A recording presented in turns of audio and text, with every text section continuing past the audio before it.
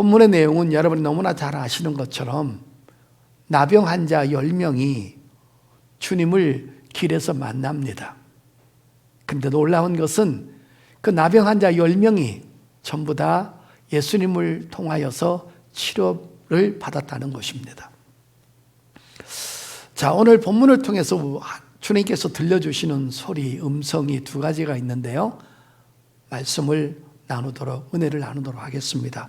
첫째는 내가 만난 고난으로 주님을 찾는 기회로 삼으라는 겁니다.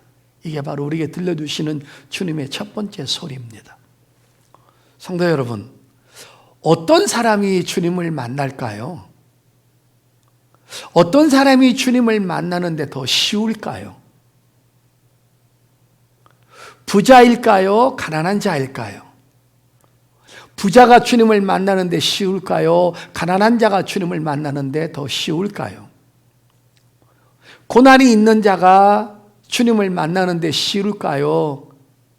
평강이 있는 자가, 아무 일 없는 자가 주님을 만나는데 쉬울까요?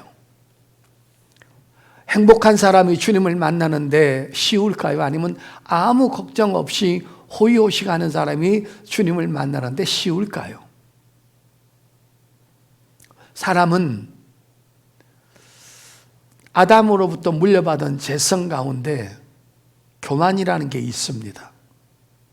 그래서 어딜 가든지 자기가 약간만 무심만 당해도 자존심 상하고 얼굴을 붉히고 그 사람을 만나지 않고 공격하고 그 가운데서도 주의 음성을 전혀 못 듣는 사람이 너무 많이 있습니다. 왜 그럴까요? 교만하기 때문인 것입니다. 인간은 배운 자나 안 배운 자나 너나 나나 할 것 없이 다 교만으로 가득 차 있기 때문에 주님이 어떤 모습으로 어떤 형태로 어떤 소리로 우리를 부르는지 그걸 분간이 잘 안 됩니다. 특별히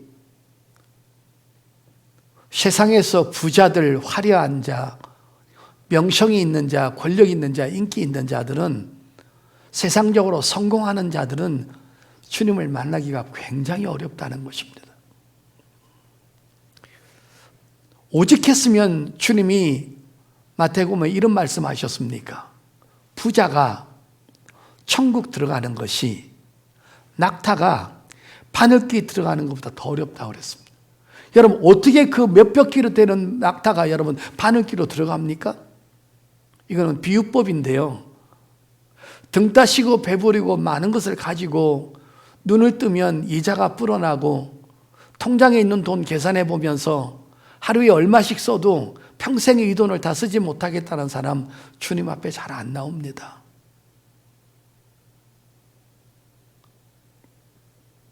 그러나 갑자기 질병이 찾아옵니다. 자식이 사고를 쳐서 유치장에 들어갈 위기를 만납니다. 가정의 부부가 위기가 옵니다. 여러 가지 환난과 고난과 어려움, 예의치 않는 어려움이 오게 되면 그런 수고의 짐에 내가 부딪히기 시작하고 그 수고하고 무거운 짐에 내가 깔리기 시작하면 그때 모든 인간들에게 나타나는 하나의 현상이 있습니다. 바로 마음이 가난해지기 시작합니다. 교만이 없어지죠. 그때 비로소 나의 자신을 살펴봅니다. 이렇게 처참한 인간이었나? 이렇게 무능한 인간이었나? 이렇게 이런 일을 앞에서 아무것도 해결할 수 없는 연약한 존재였다는 것을 지가 비로소 연약해지고 고난을 당해봤을 때 자기를 조금 바라보게 된다는 것입니다. 그때 바로 사람이 겸손해지는 것입니다. 겸허해지는 것입니다. 바로 그렇게 겸허하고 겸손할 때 주님의 소리가 조금씩 들려온다는 겁니다.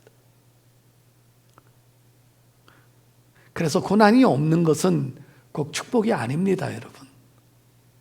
조금은 아쉬움이 있고 조금은 근심이 있어서 침대에 눕자마자 금방 깊이 잠드는 사람들보다는 이 문제를 어떻게 해결할까? 이 고난의 짐이 나를 잠을 못 이루게 하고 밥을 먹어도 맛이 없게 만들고 마음의 평강을 뺏어갔을 때 엎치락뒤치락을 하면서 하는 결단이 있습니다. 주님 앞에 기도나 해야 되겠다. 교회라도 가야 되겠다. 이런 마음의 가난함이 든다는 것이죠. 사람이 마음이 가난한 것은 굉장히 큰 축복인 것입니다. 여러분, 유대인들은 가장 듣기 싫어하는 말 중에 하나가 너희가 죄인이라는 말입니다. 죽기보다 더 싫어하는 것입니다. 우리 조상이 아브라함이고 모세인데 내가 그리고 율법을 지켜왔는데 태어나면서 8일 만에 할례를 받고 유대 3대 절기뿐 아니라 대속죄를 지키고 주일을 지키고 11조를 하고 때로는 가난한 사람한테 구제도 하고 바리새인들은 길거리 지나가다가 가난한 사람들 보면 일부러 돈을 떨어뜨려 가지고 그들이 집어갈 수 있도록 이렇게 손을 베푸는데 왜 내가 너희들처럼 이방인들처럼 죄인이라는 거예요? 그리고 그들의 사상은 뭐냐면 하나님은 유대인들을 사랑하지 이방인은 싫어한다는 거예요. 그리고 자기는 죄가 없다라는 거예요. 그 죄는 죄인들을 만났을 때 그 죄가 자기한테 오염되는 거지. 그래서 밖에 나갔다 들어오면 손부터 씻는 겁니다. 근데 주님은 뭐라고 그러셨어요? 죄는 바깥에서 오는 것이 아니라 네 마음에서 나오는 것이다.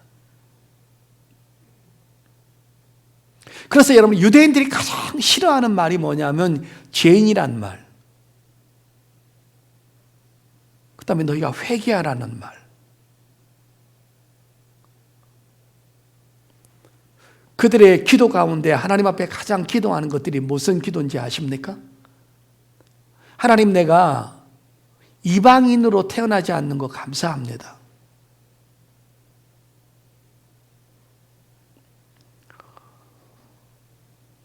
내가 죄인이 아닌 것을 감사합니다. 이런 기도를 떳떳하게 하는 존재들 아닙니까? 그들은 예루살렘으로 올라가는데 중간 지점에 사마리아가 있습니다. 이 사마리아인들은 옛날에 아수르한테 망했을 때 아수르 군들이 사마리아인들을 포로로 잡아 놓았다가 거기서 다른 나라들과 결혼시킴으로 사람이 태어났지 않습니까? 얘네들은 유대인이었지만 이스라엘 민족이었지만 믿음을 다 팔아먹고 중간에 이방인들하고 만나서 섞여서 몸을 섞어서 결혼해서 아이를 낳았다 그래서 부정하게 취급을 하는 겁니다. 유대인들이. 순수한 유대인 혈통이 아니라는 겁니다. 그래서 사마리아 땅을 죽기 목숨이 끊어져도 그 땅을 밟지 않습니다. 왜? 부정하니까. 부정한 땅이니까. 부정한 인간들이 사니까. 그래서 돌아서 예루살렘으로 며칠이 더 걸려도 그 사마리아 땅을 밟지 않고 돌아가는 겁니다. 그렇게 마음이 높고 교만하고 무지막지한 자들이 바로 유대인 아닙니까? 어떤 사람이 그 사마리아 땅 근처에서 사고를 만나거나 강도를 만나거나 죽어가면서도 사마리아 땅은 보지도 않고 죽는다는 겁니다. 그렇게 사마리아인들을 혐오하고 사마리아 사람들을 싫어했던 그들이 오늘 여러분 보세요. 나병이 10명이 걸렸어요. 그런데 9명은 유대인이에요. 하나가 사마리아인이 유대인 속에 끼어 있다라는 거예요. 이게 놀라운 일 아닙니까? 10명이 똑같이 주님을 찾아왔어요. 주여, 우리를 불쌍히 여길 수 없소서. 자, 여러분 12절 보세요. 12절에 한 마을에 들어가시니 나병 환자 10명이 예수를 만나 멀리 서서 소리 높여 이르되 예수 선생님이여 우리를 불쌍히 여소서 하고 늘 그랬죠. 그러니까 이제 제사장한테 가다가 몸이 나았어요. 자, 끝에 보십시오. 15절에 그 중에 한 사람이 자기가 나은 것을 보고 큰 소리로 하나님께 영광을 돌리며 돌아와 예수의 발 앞에 엎드려 감사하니 그는 사마리아 사람이라 그래. 그렇게 죽도록 시기하고 미워하고 증오하고 쳐다보지 않았던 그 유대인들 9명 속에 사마리아인이 끼었다는 거예요. 이거는 천지가 개벽할 일입니다, 여러분. 성도 여러분, 왜 이런 일이 벌어진 거예요? 왜 유대인들이 사마리아 하나를 받아준 거예요? 왜 같이 움직인 거예요?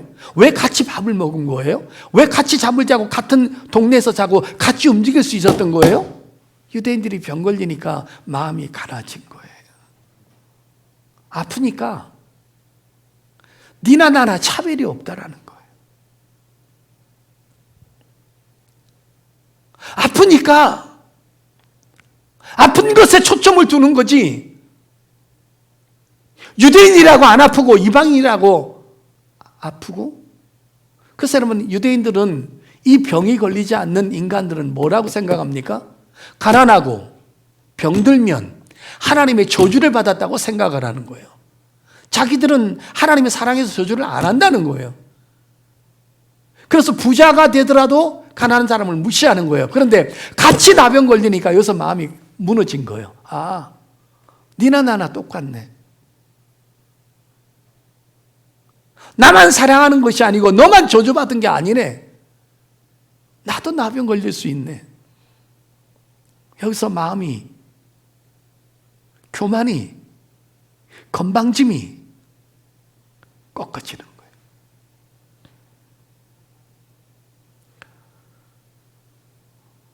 얘네들이 만약에 나병이 걸리지 않았다면 절대로 사마리아인을 받아주지 않습니다. 성도 여러분, 모양은 다르지만 우리가 고난을 당하면 사람이, 교만함이 하나씩 물러갑니다. 그리고 심령이 가난해집니다. 성도 여러분, 등 따시고 배부르고 아무 걱정 없고 통장에 가득 있는 사람이 예배에 잘 나올까요? 아니면 통장에 달랑달랑하고 하루하루를 먹고 사는 사람이 시간만 되면 교회 잘 나올까요? 두 번째, 누가 그 설교에 집중하고 누가 그 설교에 더 깊은 관심을 가질까요? 가난한 자들입니다. 고난이 있는 사람입니다.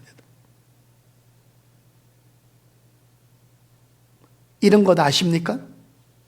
몸이 하나도 안 아픈 사람은 주님이 치료자라고 얘기를 하면 거기에 잘 들어오지 않습니다. 자기가 건강하니까.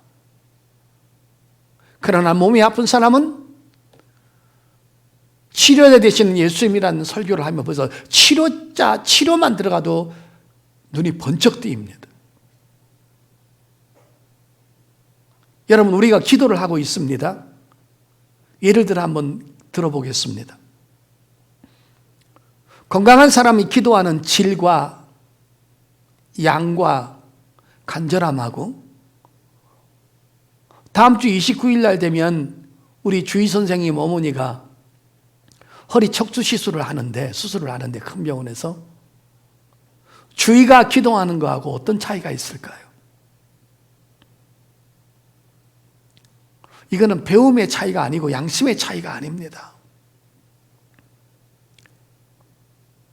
내가 얼마나 더 간절하냐, 얼마나 더 하나님의 말씀이 내 귀에 내 마음에 쏙쏙 들어오느냐,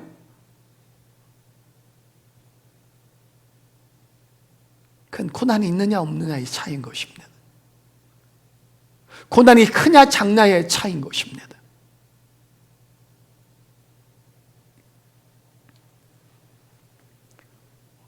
여러분, 하나님은 필요 적절하게 우리를 조율해 나가십니다.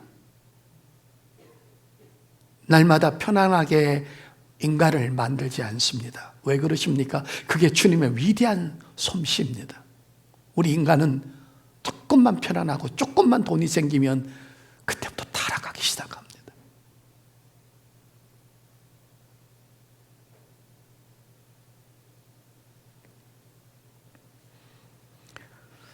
주님은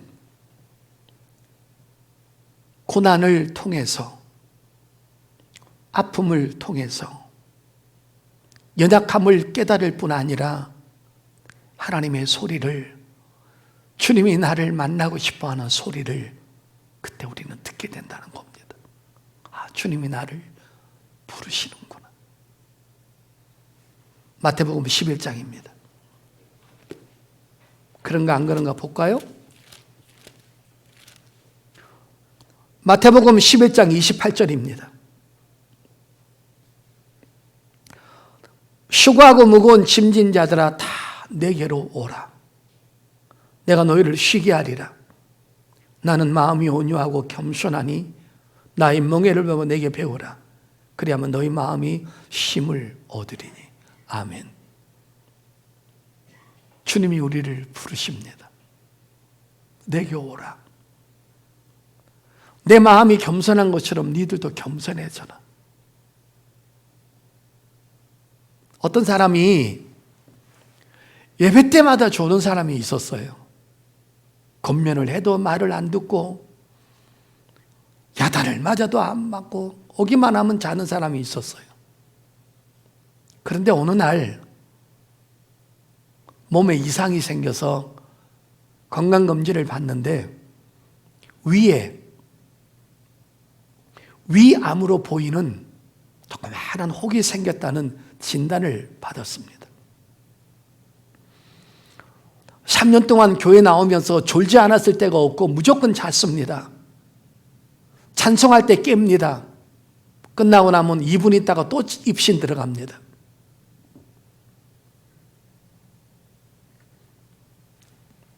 그런데 그 진단을 받고 난 다음에 조직검사를 하는 동안에 그때부터 주님 앞에 나와서 예배를 하고 기도를 하는데 그때부터 잠을 안 자는 겁니다. 그는 조직검사 결과가 나왔는데 다행히도 암이 아니었습니다. 그는 그때 비로소 예배 때마다 졸지 않고 그 말씀을 경청했다라는 간증을 제가 극동방송에서 들은 적이 있습니다. 사랑하는 성도 여러분, 고난은 꼭 나쁜 게 아닙니다. 축복도 하나님의 선물이고 평안도 하나님의 선물이고 고난도 하나님의 선물입니다. 하나님이 주시는 모든 것들은 선하기 때문에 믿음으로 받으면 그것이 복이 되고 축복이 된다는 겁니다. 성도 여러분, 우리 주님은 지금 여러분의 문제 속에서 여러분을 초청하고 계시는 것입니다. 내게 올래? 더 진지하게 말씀 가까이 할래? 더 간절하게 기도할래? 예배 횟수를 조금 늘려볼래? 세상 쾌락과 제약을 좀 끊어볼래? 고만 사람 의지하지? 고만 통장에 있는 돈 의지하지? 위에 암이 생겼는데 통장에 돈이 치료할 수 있나? 이 불안함과 이 초조함과 두려움을 통장이 해결할 수 있을까?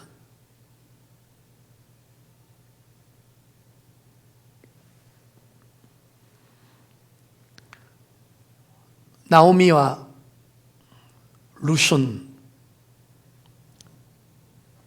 자기들이 살고 있는 베들레헴 땅에 기근이 들었습니다.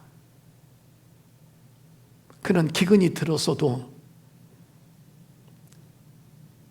하나님과 함께 공동생활에서 예배하고 믿음으로 격려하고 기도하는 그 사람들 곁에 함께 있었어야 됩니다.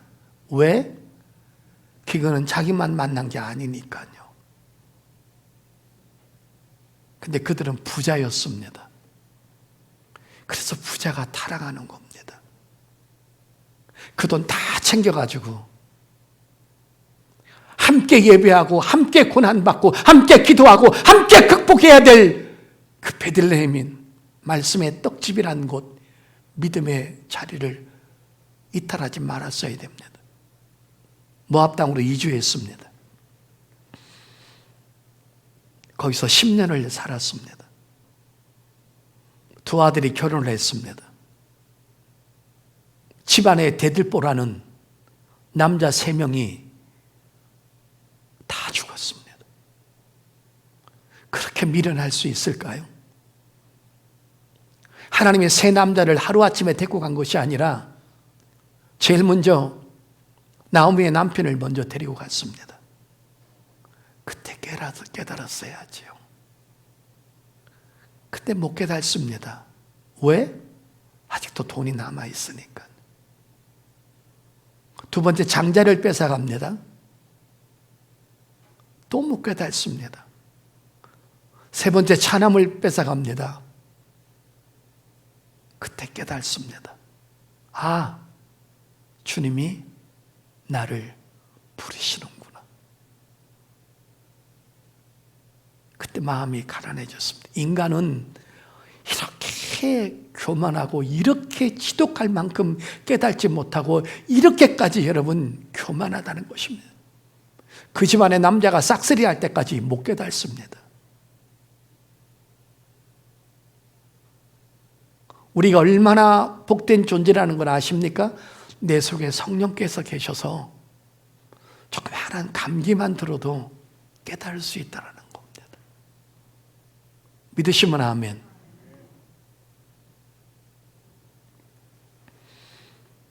하나님은 다양한 방법으로 우리에게 지금 사인하고 계십니다.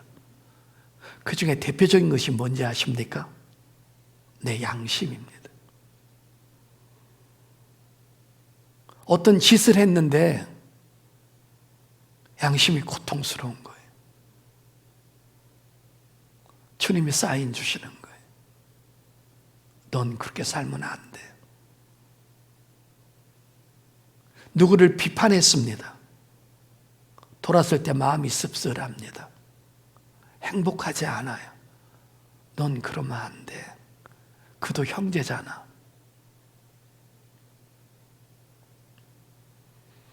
너무 게을렀습니다. 넌 그렇게 살면 안 돼. 넌 부지런하게 살아야 돼. 어떨 때는 아무 문제가 없는데 행복한 시간이 내게 있어요. 돈 걱정도 없고 건강 걱정도 없고 가정 걱정도 없어요. 그 속에서도 하나님의 소리가 들리는 거예요. 이 축복을 누가 준지 아니? 내가 준 거야.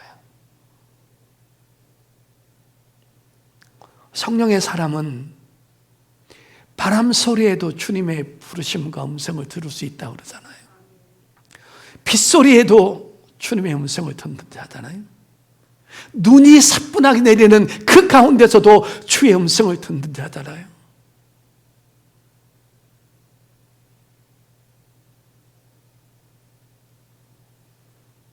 오늘 이 나병 환자의 클라이막스는 그렇게 콧대도 없고 교만하고 자존심이 강한 유대인들이 사마리아인을 받아줬다는 거예요.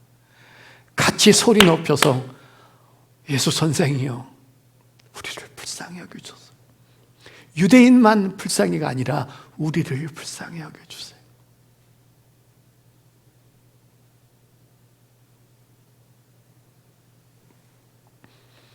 심령이 가난한 사람일수록 성령 충만한 사람이요 복된 사람인 것입니다. 주여, 내 심령이 가난해지게 하소서. 어느 누구를 비판하지 않게 하시고 어느 누구보다도 내가 조금은 낫다라는 생각을 하지 않게 하시고 그 사람의 위에 올라가지 않고 그 사람의 아래속에 있게 주옵소서. 심령이 가난해지면서 하나님의 예배를 드리는 동안에 목사님이 10분만 더 설교해 주셨으면 좋겠다. 하나님의 말씀이 이렇게 아름다웠을까? 그런 심령이 될 수 있기를 예수 이름으로 축복합니다. 주님께 깊은 관심을 가지십시오. 이것이 주님이 우리가 원하는 두 번째 소리입니다. 내 문제 해결되고 병 고침 받고 육적으로 축복받았다고 주님과 단절하지 마십시오. 주님의 관계를 일회용으로 끝내지 마십시오. 주님은 주셨다가도 뺏어갈 수 있는 분이고 죽게도 하시고 살게도 하시는 분이십니다. 주님은 육적인 문제만을 해결하기 위해서 우리 곁에 오신 거 아닙니다. 인간은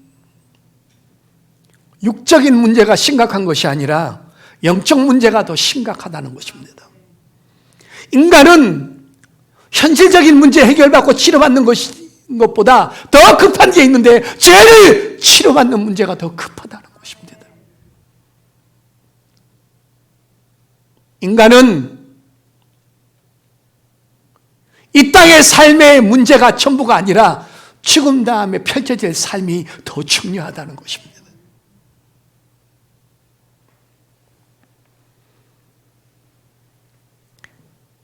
그래서 우리 주님은 영적 문제에 관심을 갖고 그 문제를 치료하신 본질 되신 주님에게 관심을 쏟으라고 여러분의 육적 문제를 먼저 치료하신 것입니다.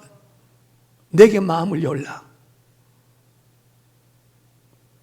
말씀 한마디로 나병을 치료하신 그분은 누구신가? 거기에 눈을 열으라는 것입니다. 저분은 누구시길래 안수도 하지 아니하시고 축복기도도 하지 아니하시고 제사장한테 가서 너희들 몸을 보이라고 해서 글로 가다가 보니까 서로가 서로를 보니까 고름이 메말라 버리고 썩은 살이 새로 돋아나서 서로를 깜짝하게 놀래면서 여보게 거기 좀 섰어봐, 옷 좀 벗어봐. 다 벗었더니 온전한 사람으로 만들어 놓으셨다는 겁니다. 이분은 도대체 누구일까? 이런 능력을 가지신 분은 과연 인간일까? 아니면 신일까?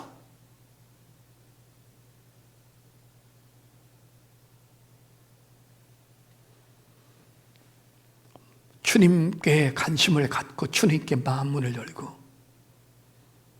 나를 치료해 주신, 내 문제를 해결해 주신 그분에게 깊은 관심을 가지라는 겁니다. 요한복음 5장 39절 보겠습니다. 너희가 성경에서 영생을 얻는 줄 생각하고 성경을 연구하거니와 이 성경이 곧 내게 대하여 증언하는 것이니라. 40절 그러나 너희가 영생을 얻기 위하여 내게 오기를 원하지 아니하는도다. 여러분 저 보세요. 여기서 성경을 연구했다. 이게 지금 누구한테 주는 말이에요? 유대인들에게 주는 말이에요. 종교 지도자들에게 주는 말이에요. 여러분 유대인들처럼 구약 성경을 많이 알고 유대인들처럼 제사를 많이 지내고 유대인들처럼 예배를 많이 드리고 유대인들처럼 기도를 많이 하고 유대인들처럼 의식법과 제사법과 율법을 제대로 지키는 사람이 누가 있단 말입니까? 이들은 우리 이방인하고 다르잖아요. 그랬는데 진짜 이 성경을 연구하면서 먼 날에 나의 죄를 해결하실 메시아를 기다리면서 성경을 연구하고 상고하고 온 율법을 행하고 성경을 지켜왔는데 막상 주님이 이 땅에 오셔서 주옥 같은 말씀을 전하고 수많은 표적을 일으켰을 때 예수께 관심이 없었잖아요. 내게 오기를 너희들이 거부했다 그러잖아요.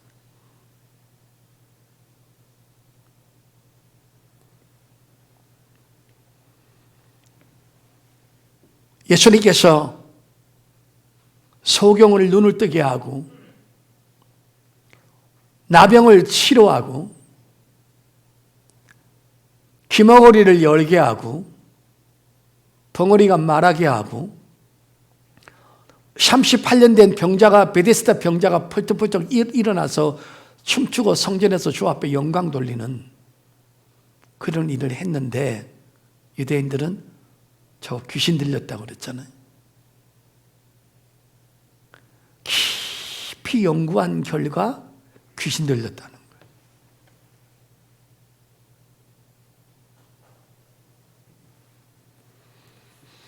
근데 우리는 어떻습니까? 우리는 이방인들이죠. 태어날 때부터 우상을 섬겼습니다. 하나님의 존재를 몰랐습니다. 내가 얼마나 타락하고 얼마나 처참한 인간인 것을 몰랐습니다. 근데 어느 날 어떤 날 계기로 교회에 옵니다. 근데 그 말씀이 내게 들려지기 시작하다가 끝내는 하나님 앞에 내가 죄인인 것을 고백하고 예수님을 구원해주로, 창조주로, 신으로, 나의 구세주로 받아들입니다. 그게 우리가 복된 사람이라. 우리가 2000년 전에 예수님의 활동을 보았습니까? 못 봤지. 여러분이 겨우 한 거라고는 교회에 오셔서 주의 종이 하는 말씀을 듣는 것밖에 없었습니다. 근데 여러분은 주님을 메시아로 고백하지 않습니까?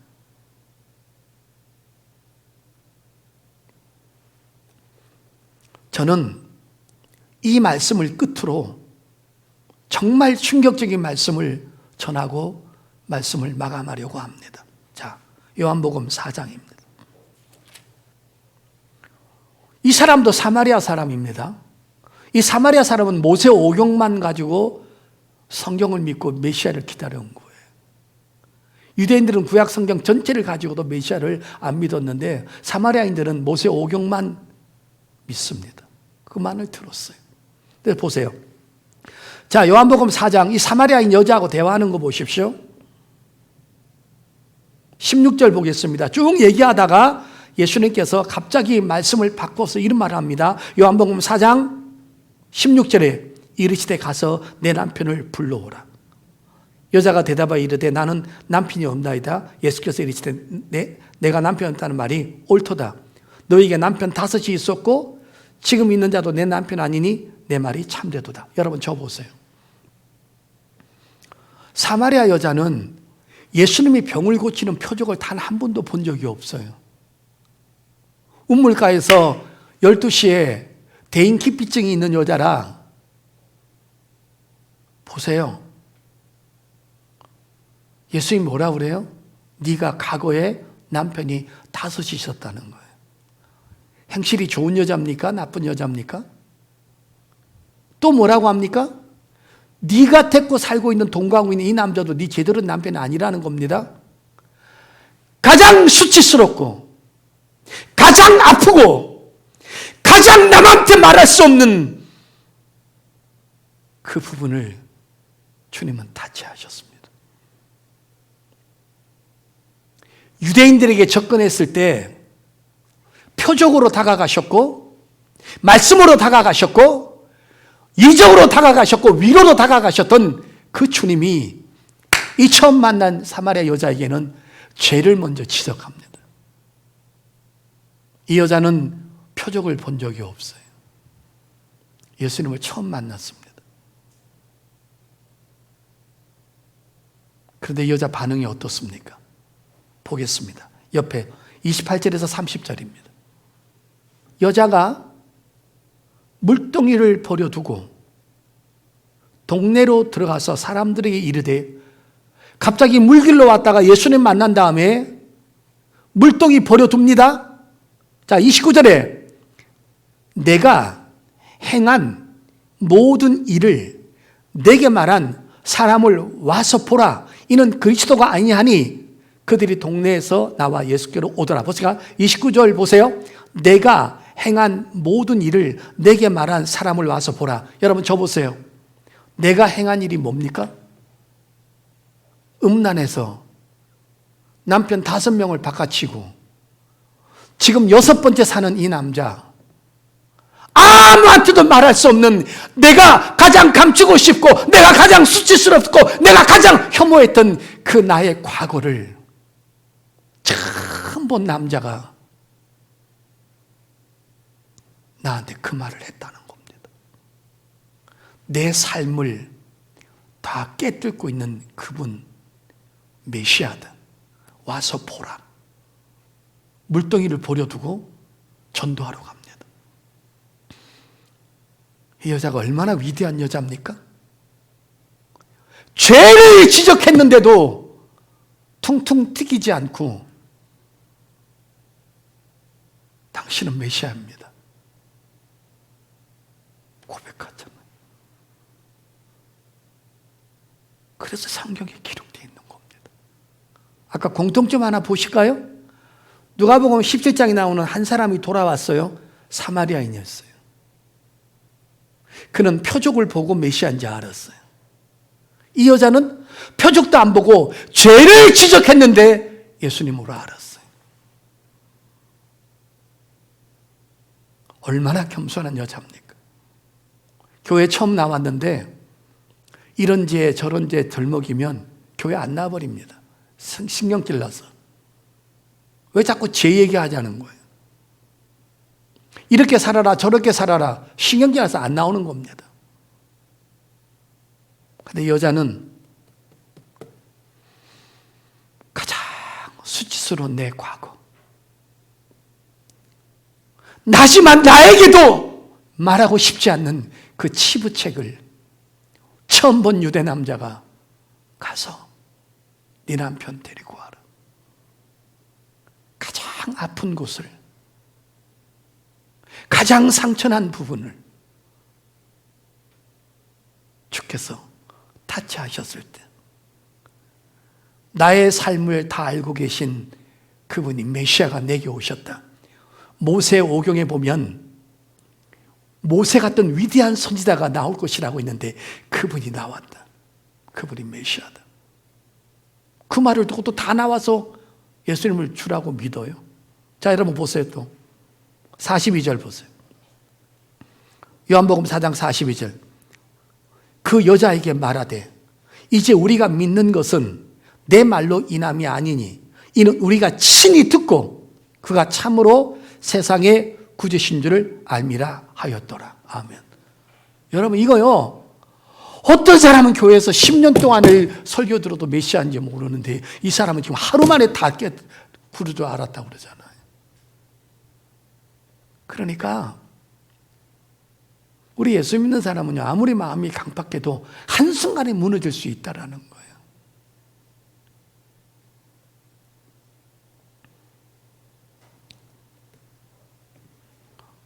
요한계시록 3장 20절에 제가 그냥 말씀합니다. 보라, 내가 문 밖에 서서 두드리니. 문 밖이 뭐예요? 마음 밭에서, 바깥에서 지금 캥기대 목사가 두드리는데 그 말씀을 듣고 깨닫고 받아들이면 내가 네한테 들어가서 먹고 마시겠다. 은혜 더 주겠다는 거예요. 그래서 뭐라고 그랬습니까? 무릇 있는 자는 더 있게 하고 없는 자는 그것까지 빼앗기리라. 예배 시간에 집중하십시오. 조는 것은 굉장히 위험한 일입니다. 성령이 조는 사람을 깨우고 그냥 깨우지 않습니다. 그냥 지나가셔서 옆에 있는 사람에게 은혜를 주십니다. 나를 간절히 사모하는 자가 나를 만날 것이니라. 축복 속에서도 주님의 소리를 들으십시오. 네 고난이 아니고 남의 고난을 보면서도 주님의 소리를 들으십시오. 문제 해결 속에서도 주님을 가까이 하십시오. 응답과 치료 속에서도, 위로 속에서도, 때로는 평안 속에서도 주님의 음성을 듣기를 바랍니다. 사마리아 나병 환자가 돌아왔을 때 주님은 그에게 더 큰 은혜를 주었습니다. 가라, 네 믿음이 구원하였느니라. 영적인 제3의 은혜를 주었습니다. 9명은 주님과 일회용으로 끝났고 하나는 주님과 더 깊은 관계를 맺었습니다. 신앙은 갈수록 말씀을 사랑하는 겁니다. 말씀 속에서 주님을 만나는 겁니다. 다른 건 다 뺏겨도 말씀만 있으면 또 살아날 수 있습니다. 주께서 부르는 소리, 오늘 말씀 속에 어떤 부분 속에서 말씀을 들으셨습니까? 여러분을 초청하고 계시고 여러분과 더 깊은 관계를 맺기를 원하는 겁니다. 여러분, 어떤 상황 속에서도 남이 당하는 고난을 보면서도 주님의 음성을 들을 수 있기를, 주의 소리를 들을 수 있기를 예수 이름으로 축복합니다.